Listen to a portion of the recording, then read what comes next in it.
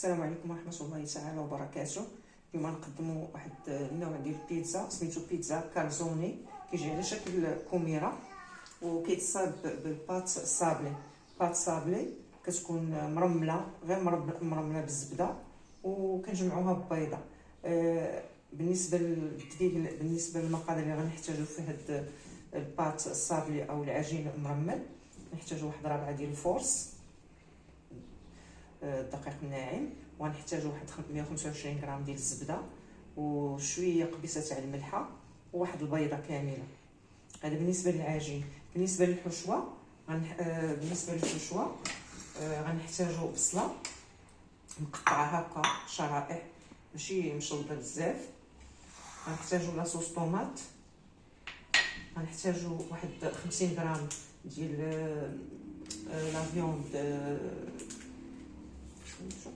ديال طرونش دو داند فومي، وغنحتاجو واحد 50 غرام ديال الذره،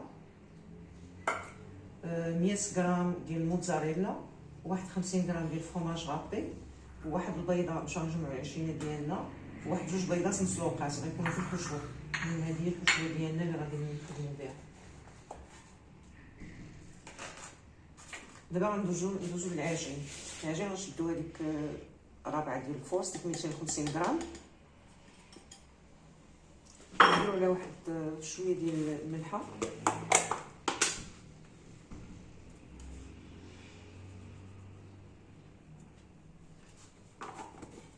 وغنديرو ديك الزبده ونديروها في الوسط. نبقاو نديرو فيها بصباعنا، يعني غنبقاو نرملو فيها الزبده، غنرملوها بصباعنا تيدخل فيها الدقيق.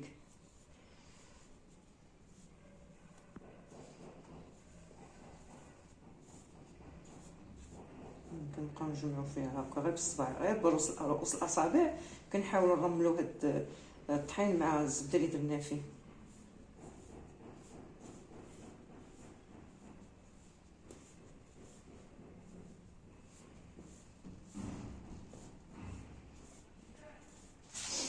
كنبقاو بصباعنا حتى كترمل لينا، وكنخليوها ترتاح واحد 5 دقائق، وعاد غنزيدو فيها بيضه. ما كنزيدوش بيضه دابا، خليوها ترتاح واحد شويه 5 دقائق، وعاد نزيدو فيها البيضه ديالنا. المهم نخليوها 5 دقائق ترتاح باش نزيدو فيها البيض، وغندوزو لوجدو الحشوه ديالنا. المهم درت هنا 2 معالق تاع الزيت، وغندير عليها هاد البصله اللي شنفناها شويه، وغادي نشحروها حتى تحمر لينا، شويه. بعد ما ارتاحت لنا العجينه ديالنا واحد 5 دقائق، غنحاول نزلو فيها ديك البيضه ونحاول نجمعوها.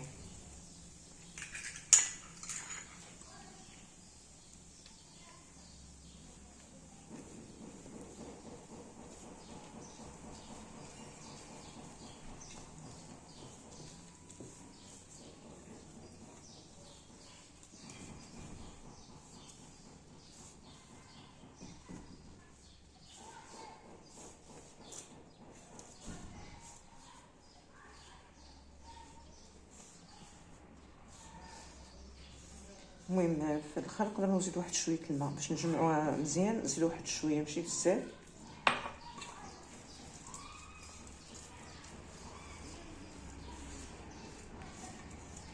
قياس ديال شي 2 معالق ديال الماء ولا 3 باش نجمعوا بهم هاد، باش يساعدنا على العجينه باش تجمع دغيا.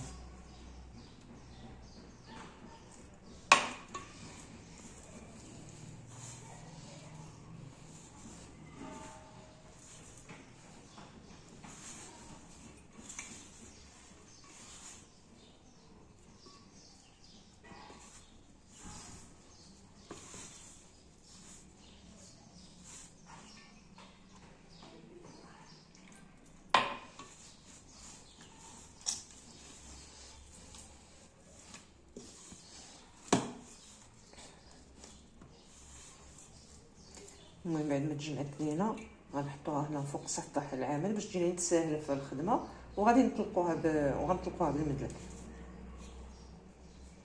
المهم غنحطها هنا باش تجيني ساهله. الجمعه وغنطلق مباشره بالمدلك.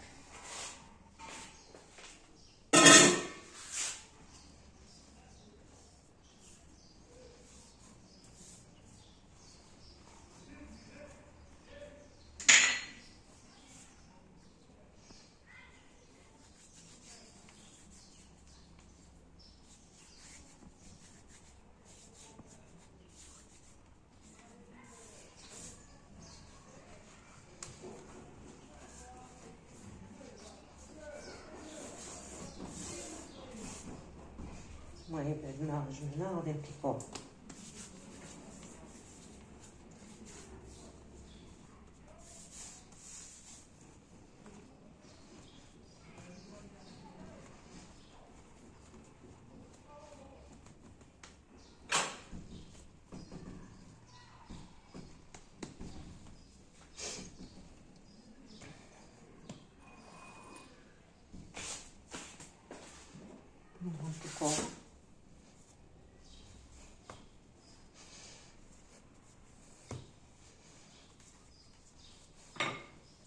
ونحاول نديرو على شكل دائري باش نعمروه.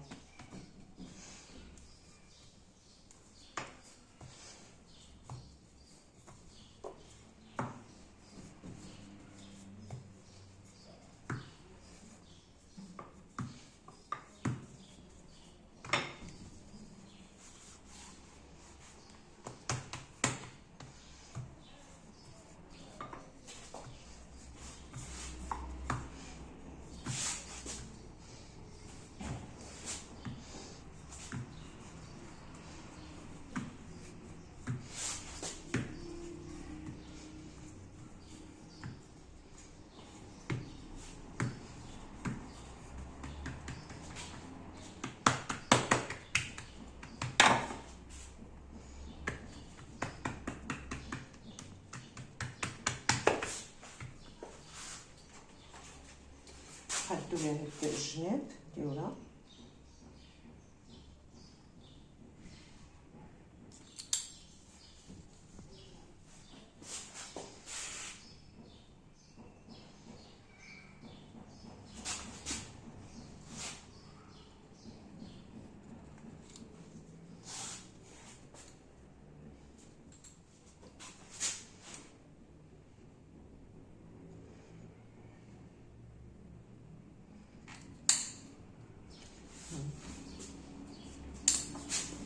نقادو ليها الجناب نصلحوها واحد شويه صافي ونبداو نعمرو فيها.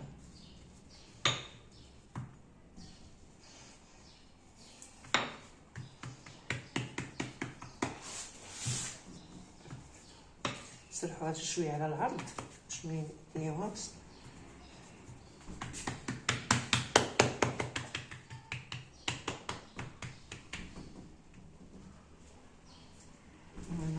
نعمرو فيها نديرو ديك لاصوص طوماط هي الاولى.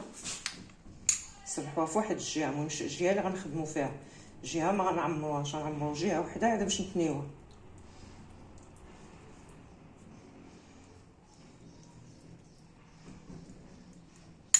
المهم لاصوص طوماط انا درت غير مركز الطماطم، زدت عليها واحد شويه الماء، طلقتها بشويه الماء شويه الملحه والبزار وخدمت بها.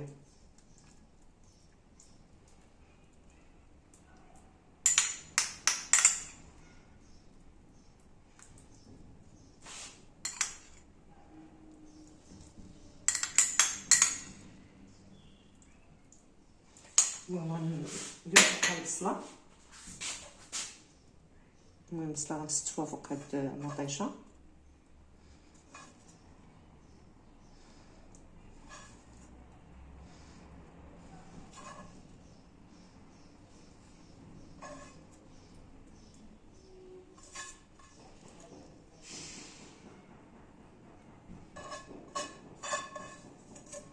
البصله اللي كنا شحرتها مع دزت مع واحد شويه الملحه وشويه البصله وشحرتها. غنديرو هذا جونبون دو بوف فومي، هذا راه المهم جونبون ديال اللحم المدخن، المهم تا هو غنستفوه هنا.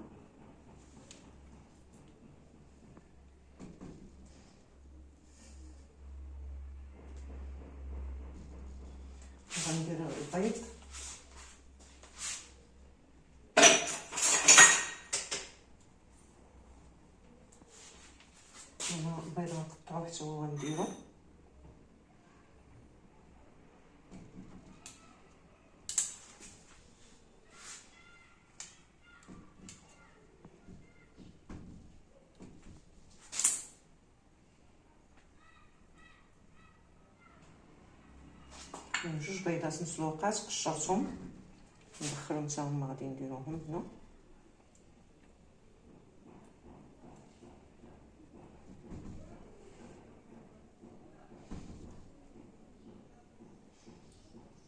بعد ما البيض ندير واحد شويه ديال الذره، واحد 50 غرام ديال الذره،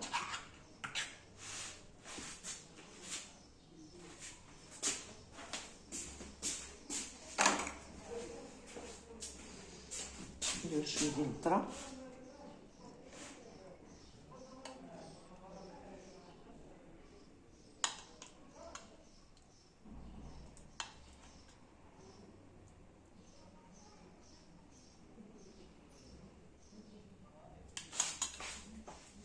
وغنديرو الموتزاريلا، فروماج 100 غرام ديال الموتزاريلا غنديروها من الفوق منها.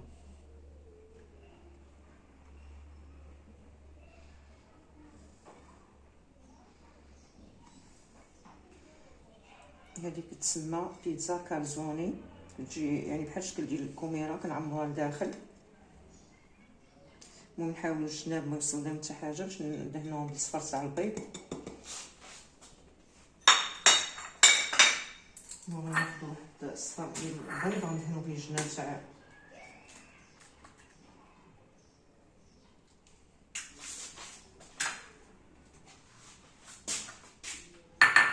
الصفر ديال البيض، غندهنو به الجناب ديالو باش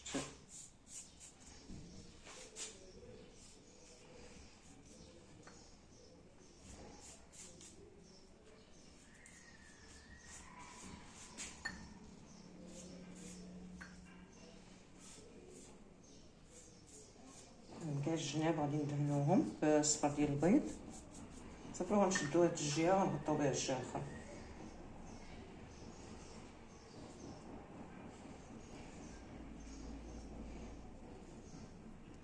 المهم غنغطيو غادي نوركو في الجناب باش تلصق لينا. نزيدو هاد الدقيق الزائد اللي كنا طلقنا به العجينه. المهم نوركو بيدينا ونوركو بالفرشاط باش تلصق لينا مزيان.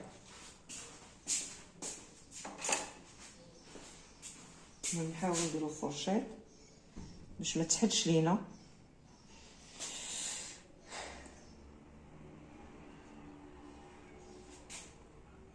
نسدوها مزيان، نسدوها ونديروها فوق يعني في لاطه في الفران.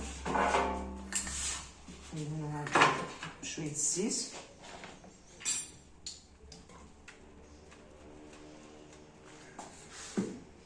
ونديروها في هاد اللاطه.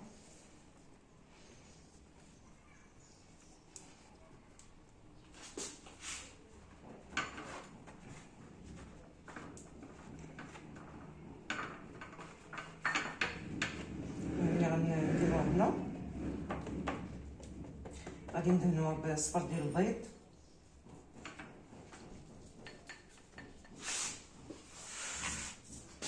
ندهنوها كامله بالصفر ديال البيض.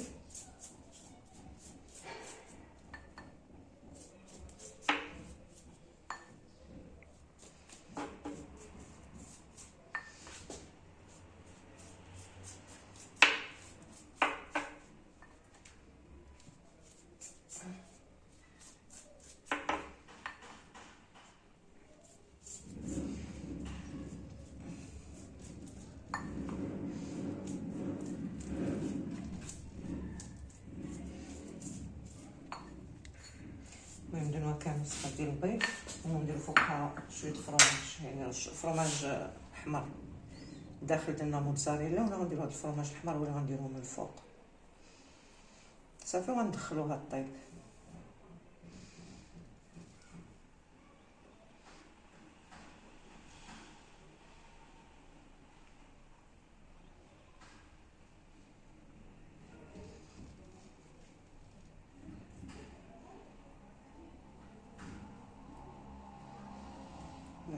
نتلاقاو بعد ما طيب ونشوفوا النتيجه ديال هاد البيتزا اللي درنا اليوم. بالنسبه للعجينه اللي صايبنا ديال لاباط صابلي، ديك العجينه المرمله، استعملنا من هذيك البيتزا، ونفس العجينه غنصيبو من هذوك القوالب ديال لي كيش. المهم انا غنوريكم الطريقه، وعاد ندوزو نصايبو لي كيش، نعمرو لي كيش ديالنا. المهم غنوريكم غير الطريقه حيت عندي انايا هما واجدين. نوريكم الطريقه في دو مول، جوج ديال القوالب، وندوز لي كيش اللي غادا ندير اللي غادا نعمر. المهم كنطلقوا العجينه ديالنا وكنديروها هنا فوق القوالب.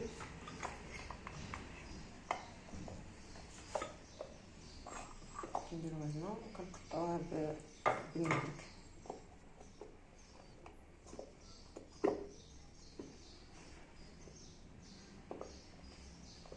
المهم بالنسبه لهادي غادي غنسلوها ونطلقوها. نطلعوها على لوموس، نطلعوها مزيان.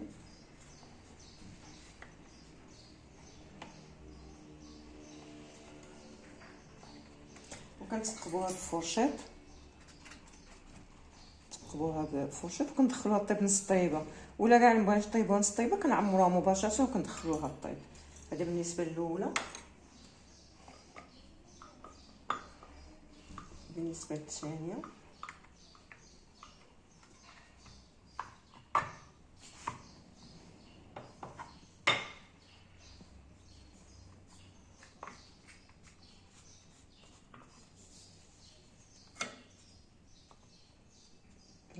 بنفس الطريقه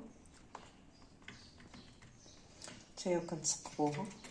المهم الا كنا نطيبوهم بلا ما نعمروهم مباشره، كنسقلوهم بشويه ديال الحماص ولا شويه ديال اللوبيا اليابسه وكندخلوهم الفران. هذه هي الطريقه باش كنصايبوا هاد القوالب ديال لي كيش ديالنا.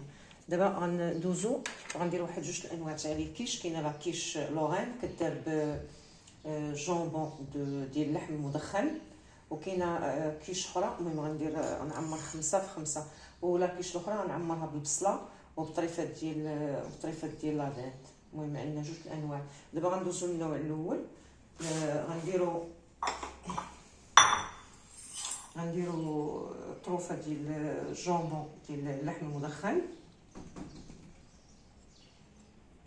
المهم غنخلط كلشي وغنعمر. غنديرو جوج بيضات. ما غندير قياس غير ديال جوج بيضات، غندير حيت غندير كل 5 عامرين بالطريقه. غندير جوج بيضات،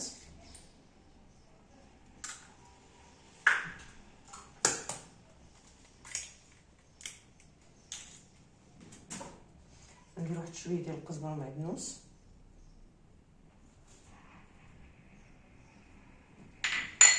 ندير شويه ديال الملحه والبزار، شويه ديال البزار، شويه ديال الملحه،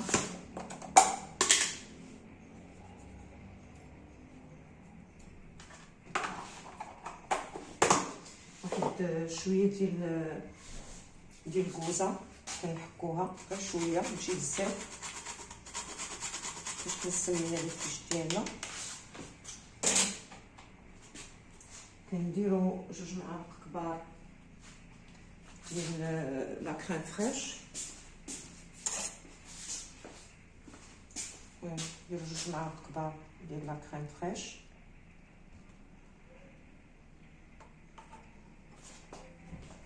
ندير جوج معالق ديال الحليب،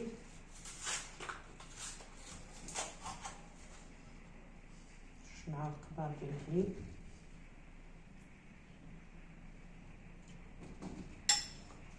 وغندير الفرماج. غندير معاهم المهم نخلطهم، عاد نزيد الفرماج، نزيد الفرماج محكوك احمر ونخلطوه مزيان. هي كتسمى لا كيش لورين، كدار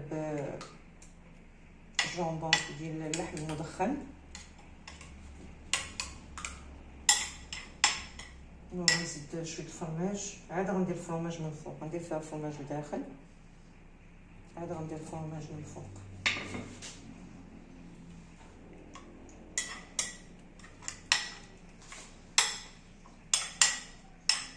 المهم هادو بالنسبه لي كيش الاولين. صافي غادي نعمروهم. 5 الاولين.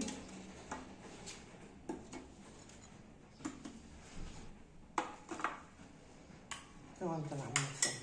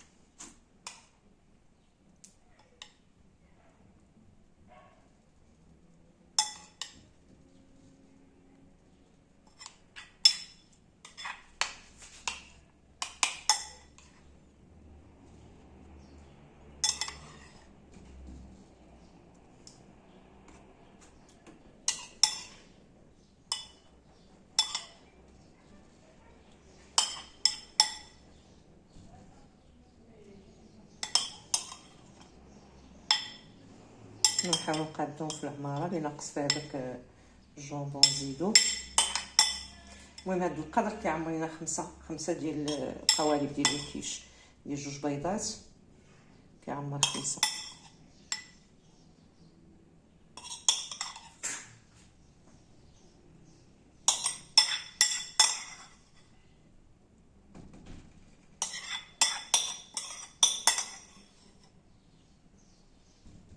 المهم بالحساب شي 5 وعاد 5 اخرين غنعمرهم بالبصله وبلي مورسو ديال الصدر ديال البيبي. المهم غنخليهم حتى يطيبوا يقربوا، في الاخر غنزيدو عليهم الفرماج، حتى الاخر غنزيدو الفرماج. المهم غندوزو للحشوه الثانيه ديال الكيش الاخرين. غنديروا واحد شويه البصله وواحد شويه طريفات ديال الصدر ديال البيبي، غنديروا معاهم واحد شويه ديال الزيت، وغنديروا معاهم واحد شويه مطيشه شويه، نديروا شويه ملح وبزار وغادي نشحروهم.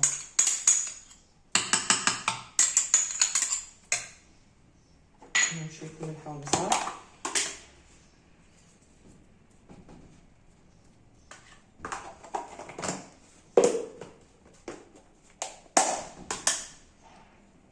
صافي غنشحروهم. نتلاقاو بعد ما نشحروهم نكملوا الحشوه ديالنا. المهم غندوزو للحشوه الثانيه ديال الكيش ديالنا بعد ما شحرنا البصله مع شويه طروفه ديال الصدر ديال البيبي مع شويه مطيشه كونسونطري طوماط ولا مطيشه ديال الحك مع شويه قزبر ومعدنوس. غنزيدو عليهم 2 بيضات،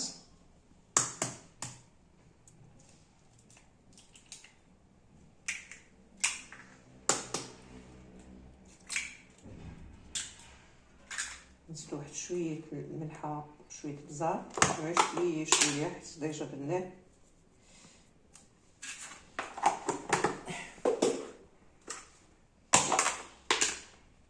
شويه البزار،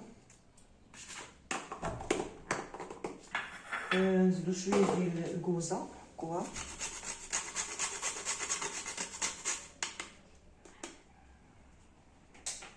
واحد 2 معالق ديال لا كريم فريش، معلقه ثانيه،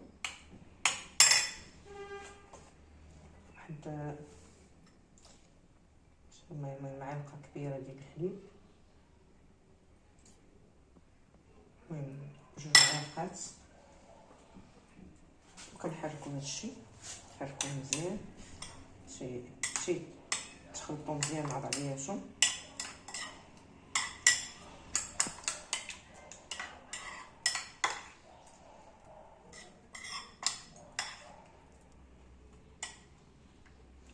نزيدو عليهم شويه الفرماج،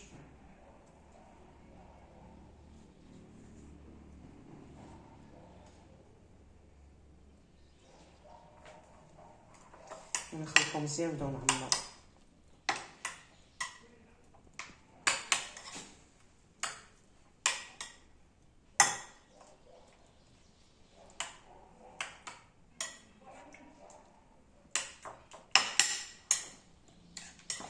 المهم نبداو نعمرو في الكيش ديالنا في الحشوه الثانيه.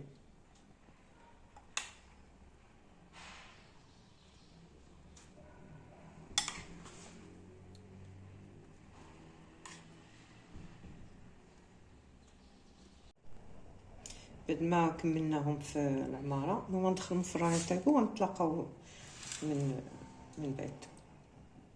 هادو هما الاطباق ديالنا بعد ما طابوا خرجناهم. هذه بيتزا اللي صايبنا بهذه الطريقه، كتجي رائعه. القرمشه ديالها ولا الورقه ديالها ولا الديكور ديالها كيبقى يبان ملي كنقطعوها، ممكن كنخرجوها كنقطعوها اطراف، كيبقى يبان داك البيض وجامبون دو بوف فومي اللي درنا، يعني رائعه. هاي شوف الورقه، شوف كيفاش كتجي الورقه ديالها كيفاش ملي طابت. بالنسبه للكيش، لاكيش لوغان ديالنا كيفاش جات، المنظر ديالها رائع، ولا المذاق والقرمشه.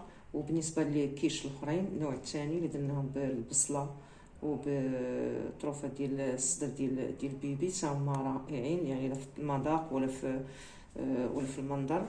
ممكن نتمنى هاد الوصفات يعجبوكم وتجربوهم ولقاوكم في احسن الاحوال وفي صحه جيده. وإلا عجبكم الفيديو ما تنساوناش من الاشتراك واللايكات، وشكرا لكم.